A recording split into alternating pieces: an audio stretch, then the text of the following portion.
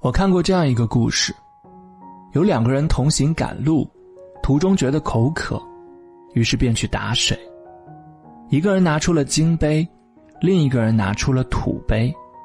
拿金杯的人觉得自己高人一等，自然笑容满面，而拿土杯的人觉得自己很丢脸，自卑不已。然而他们都忘记了，自己真正需要的是水，而不是盛水的杯子。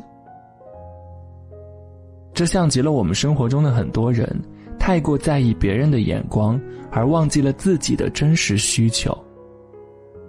歌手梁博在一课演讲的时候就曾经提问说，每个人都想做更好的自己，但是我们只把注意力放在前面那几个字，就是我们要做更好的。可是你们做的是自己吗？努力一生却活成了别人眼中的优秀，这真的是我们想要的吗？在网络上有这样一个问题，总是太在意别人的眼光该怎么办？有一个回答是，不要总把别人的事情揽在身上，你总是这么在乎别人，谁来在乎你呢？人生该为自己而活，而不是被一些看法、眼光来左右自己。赶快进入今天这期节目，就来跟你说说做自己这件事。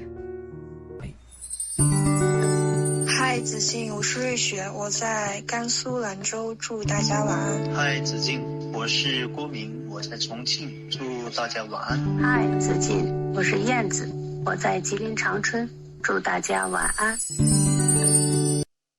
今天我们在说做自己这件事。前两天我看到一篇文章，给我很大的触动，讲的是一个在北京打工的农村阿姨王柳云，虽然住的是拥挤破旧的棚户区，做的是扫厕所、捡废品的清洁工作，可是她却拥有一片精神沃土，在云中作画。她在不足6平米的出租屋，为自己腾出了1平米的画室。年龄、家境和世俗的眼光都没有束缚住王阿姨对绘画的追求。她50岁那年抛下一切去福建学画画，成为了村里所有人眼中的异类。不幸的婚姻和艰难的生活也没有阻挡她对精彩人生的向往。53岁，她只身一人到北京打拼，白天打工，晚上画画，哪怕生活一地鸡毛，拿起画笔，精神永远丰满。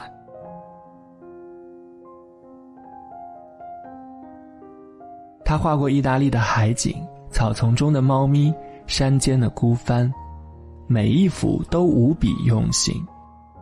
就算是画一块石头，他都会盯着石头看很久，研究它的纹路和凹凸，告别时还要给他一个大大的拥抱。王阿姨说，大家都是来打工的，关上门谁都有资格做梦。她打算再踏踏实实工作几年，存些养老钱，直到再也做不动为止。那时候最好还有余力，可以去新疆、西藏看一看，那是她20几岁就想去的地方。作家村上春树在《555》这本书中写道，我的人生是我的，你的人生是你的，只要你清楚自己在追求什么，那就尽管按照自己的意愿去生活，别人怎么说都与你无关。每个人在不同的环境中长大，各有各的特点，各有各的优势，没有必要太在乎别人的评价，让自己活在无休止的扮演中。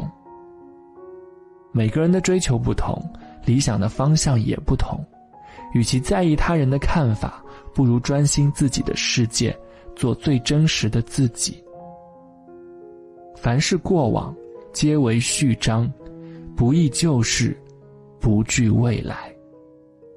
把每一个当下都当作最后一刻，真实的去感受，努力去珍惜，这样才会无憾地说出人间一趟，不虚此行。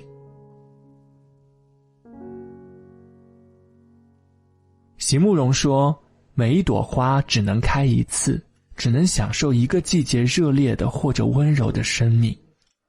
我们又何尝不一样呢？生活是自己的，且只有一次。做你想做的事，成为你想成为的人，你才是自己人生的主角。